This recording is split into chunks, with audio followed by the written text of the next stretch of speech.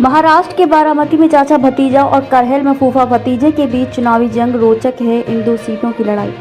महाराष्ट्र में विधानसभा चुनाव है, उत्तर प्रदेश में उपचुनाव। दोनों ही राज्यों की दो सीटें बारामती और करहल चर्चा में है। महाराष्ट्र के बारामती सीट पर डेप्यूटी सीएम अजीत पवार और उनके भतीजे योगेंद्र पवार के बीच सीधा मुकाबला होने जा रहा है। यहाँ 4 महीने पहले ही लोकसभा चुनाव में ननद भाभी के बीच राजनीतिक टकराव हुआ था।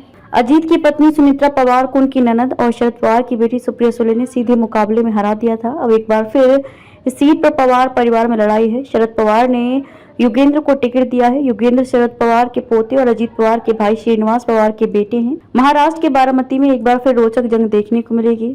राष्ट्रवादी कांग्रेस पार्टी शरद चंद्र पवार ने बारामती विधानसभा क्षेत्र से योगेंद्र पवार की उम्मीदवारी घोषित कर दी है। राजनीतिक जानकारों का कहना है कि योगेंद्र के मैदान में आने से अजीत पवार की मुश्किलें बढ़ गई। अजीत बारामती से अब तक 7 बार विधानसभा चुनाव जीते हैं, लेकिन अब 8वीं बार उनके लिए रास्ता कठिन हो गया है, क्योंकि एक तरफ अजीत पवार हैं, दूसरी तरफ पूरी पवार फैमिली उनके खिलाफ मोर्चा खोल कर बैठी है। महाराष्ट्र में सीटों के विवाद ने दिल्ली दरबार का दौरा करवाया। अजीत ने जुलाई 2023 में अपने सगे चाचा शरद पवार के खिलाफ बगावत की थी और बीजेपी के नेतृत्व वाली एनडीए सरकार में शामिल हो गए थे। पार्टी का बड़ा अजीत गुट के साथ चला गया।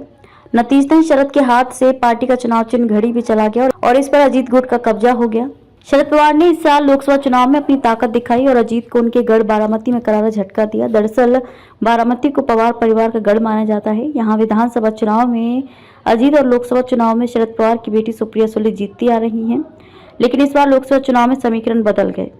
शरद गुट से सुप्रिया सुले मैदान में उतरी तो अजीत ने अपनी बहन के सामने पत्नी सुनित्रा को मैदान में उतार दिया। आम चुनाव के प्रचार में श्रीनिवास पवार और उनके पूरे परिवार ने सगे भाई अजीत का साथ छोड़ा और चचेरी बहन सुप्रिया का समर्थन किया था। श्रीनिवास के बेटे योगेंद्र ने अपनी बुआ सुप्रिया की जीत के लिए पूरा जोर लगा दिया था। नतीजे आए तो सुप्रिया ने चौथी बार बारामती से चुनाव जीत लिया और अजीत को बड़ा झटका लगा। अब विधानसभा चुनाव में शरद पवार ने योगेंद्र को मेहनत का इनाम दिया और अजीत से बगावत का बदला लेने का फुल प्रूफ प्लान जमीन पर उतार दिया है। बारामती विधानसभा सीट पर योगेंद्र पवार अपने सगे चाचा अजीत पवार के खिलाफ चुनाव लड़ते दिखाई देंगे।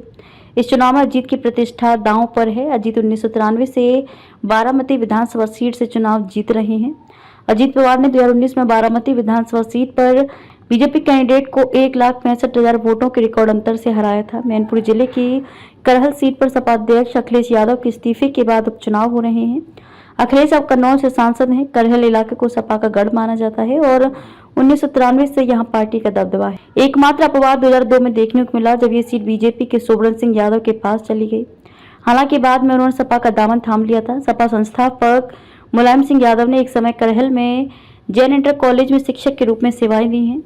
यादव परिवार के पैतृक गांव सैफई से करहल की दूरी सिर्फ 4 किलोमीटर दूर है और ये इलाका अखिलेश यादव की पत्नी डिंपल यादव के मैनपुरी लोकसभा क्षेत्र का भी हिस्सा है। बीजेपी उम्मीदवार अनुजेश यादव सपा सांसद धर्मेंद्र यादव की बहन संध्या यादव के पत्नी हैं, यानी कि अनुजेश अखिलेश और धर्मेंद्र के बहनोई हैं और मुलायम सिंह यादव के भाई अभयराम यादव के दामाद हैं। अनुजेश फिरोजाबाद जिले के भरौल गाँव के रहने वाले हैं, जबकि तेज प्रताप यादव भी सफी परिवार के सदस्य हैं। तेज प्रताप मुलायम सिंह यादव के भाई रतन सिंह के नाते और दिवंगत रणवीर सिंह यादव के बेटे हैं।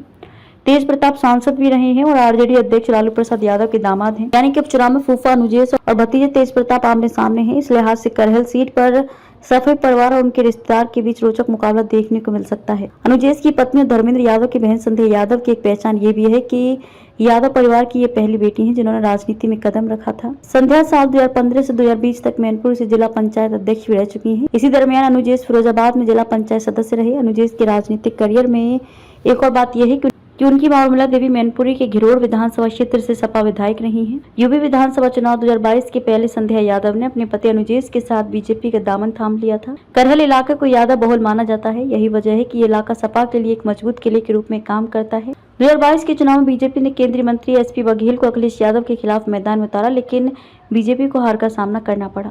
अनुजेश के राजनीतिक करियर में एक और बात यह है कि उनकी मां उर्मिला देवी मैनपुरी के घिरोड़ विधानसभा क्षेत्र से सपा विधायक रही हैं। यूपी विधानसभा चुनाव 2022 के पहले संध्या यादव ने अपने पति अनुजेश के साथ बीजेपी का दामन थाम लिया था।